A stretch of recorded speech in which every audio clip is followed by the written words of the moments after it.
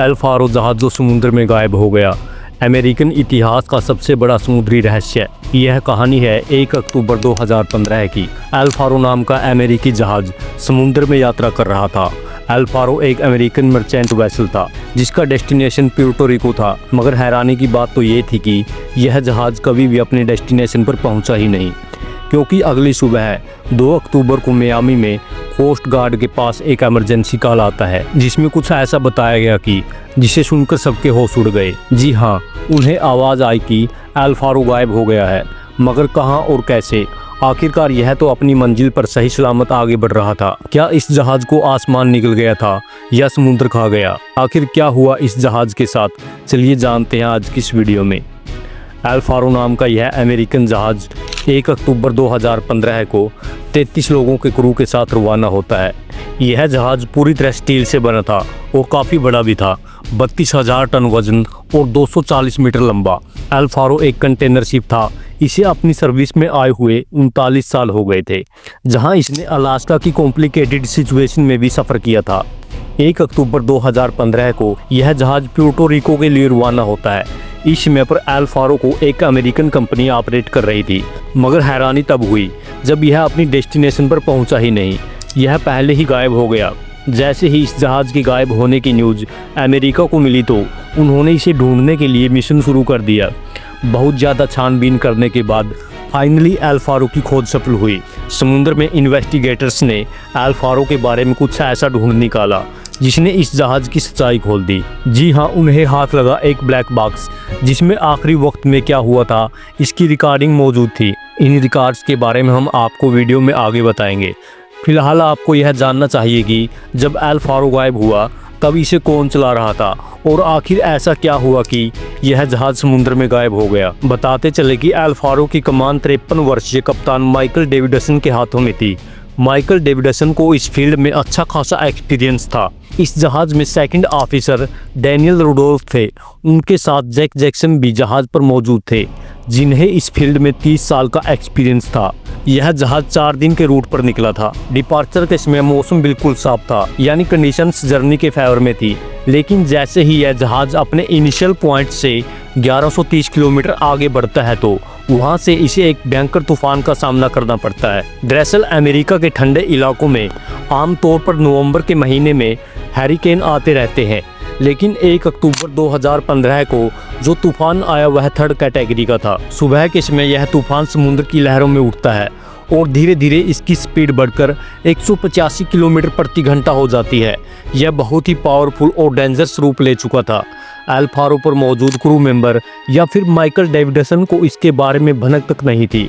1 अक्टूबर की रात 1:30 पर जब यह हैरिकेन अपनी पीक पर था तो एल फारो वहां से गुजरने वाला था। एक तरफ तो हैरिकेन की स्पीड बढ़ती जा रही थी, वहीं एल फारो भी इसे धीरे धीरे छूता हुआ आगे बढ़ रहा था। आखिरकार जिसका डर था वही हुआ। 2 अक्टूबर सुबह 7:30 पर मियामी कोस्ट गार्ड के जिला 7 ऑफिस पर एक इमरजेंसी कॉल आई जिसमें बताया गया कि एल फारो के नंबर 3 हाल में पानी भर गया है और जहाज की बिजली भी चली गई है। उन्होंने इमरजेंसी कॉल्स करना शुरू कर दिया। इन लोगों ने एल फारो से कांटेक्ट करने की बहुत कोशिश की। अनफॉर्चुनेटली ये सारी कोशिशें नाकाम रही। दरअसल एल फारो से आने वाली यह कॉल आखिर कॉल थी।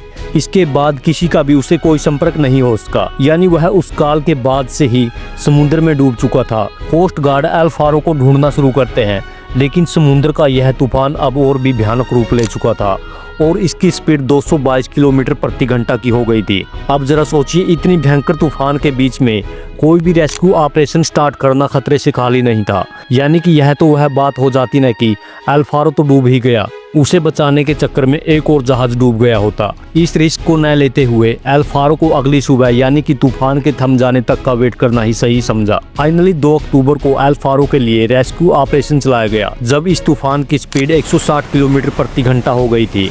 हालांकि इतनी स्पीड वाले तूफान के बीच भी रेस्क्यू ऑपरेशन करना खतरे से खाली नहीं था, लेकिन सवाल 33 जानों का था। ज्यादा देरी न करते हुए इन्वेस्टिगेटर ने तकरीबन 7 घंटे तक एल फारो को समुद्र में खोजने की कोशिश की।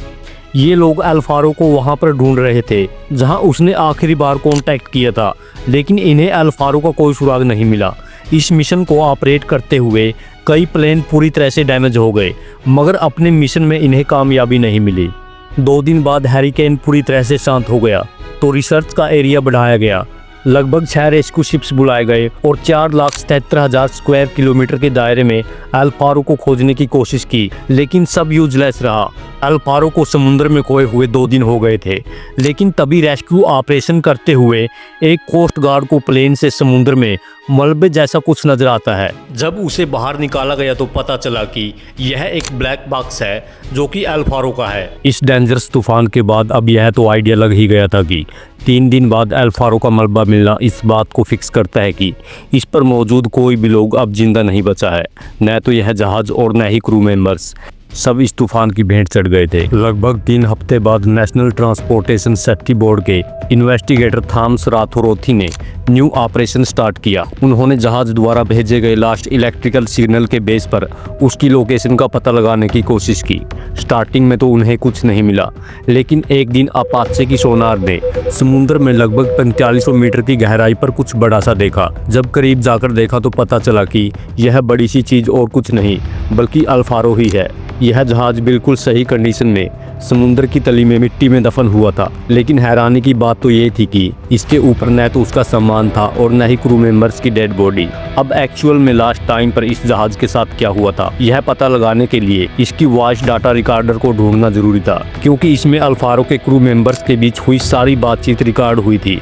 स्टार्टिंग में तो यह नहीं मिला, लेकिन लगभग लगातार 6 महीने की कोशिश के बाद इन्वेस्टिगेटर्स के हाथों यह रिकॉर्डर लगता है, जिसमें रिकॉर्ड हुई सभी बातों को समझने के लिए 3 महीने की मेहनत लगती है।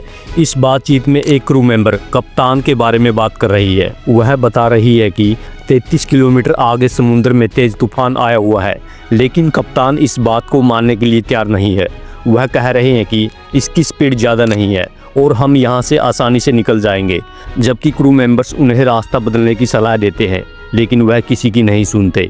यानी कि एल फारो के साथ जो हादसा हुआ वह कप्तान की जिद की वजह से हुआ था, क्योंकि 30 सितंबर 2015 को इनिशियल पॉइंट से निकलने के बाद ही नेशनल हैरिकेन सेंटर ने इस जहाज को समुद्र में आई इस भयंकर तूफान के बारे में जानकारी दे दी थी। जहाज पर मौजूद सेकंड ऑफिसर डैनियल रडोल्फ ने अंदाजा लगाया कि एल फारो हैरिकेन से टकराने वाला है, इसलिए वह तुरंत कप्तान को कहती है कि आगे तूफान है।